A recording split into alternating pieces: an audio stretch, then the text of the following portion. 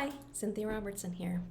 In the last video I told you we had a lot of red flags about the property that we had a contract in, and so we stopped it. And today I want to talk about red flags. Do you stream right past them? Or do you pay attention to them waving at you? And for a very long time, I would see a red flag, I would feel it, and I would still go on with what I think I was supposed to do. And a lot of times I know that that was just my will. It wasn't the right path. The red flags were telling me, don't go this way. I love that part in Bruce Almighty when he's asking God to give him a sign. If you've ever seen it, it's not going to spoil the movie for you if you haven't seen it, but he says, give me a sign. And he sees this construction, like a truck.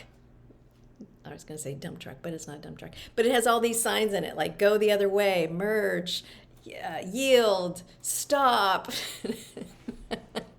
And I loved that. That's how clear red flags need to be for me, which I'm very grateful for, which is why I brought it up, is because that's what happened with this property. I paid attention to the red flags, and I was very grateful that I didn't have, I had written the check for the escrow account, but I hadn't mailed it yet, and I hadn't put out any money for surveys or perk tests or anything like that yet before we got the very clear sign that this is a no-go.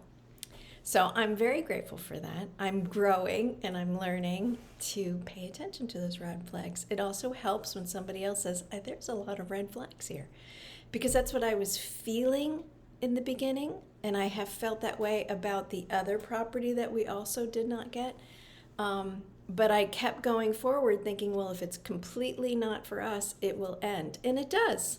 It does. So that's the great thing, too, is I don't really have to make decisions by myself. So maybe we'll talk about that in the next one.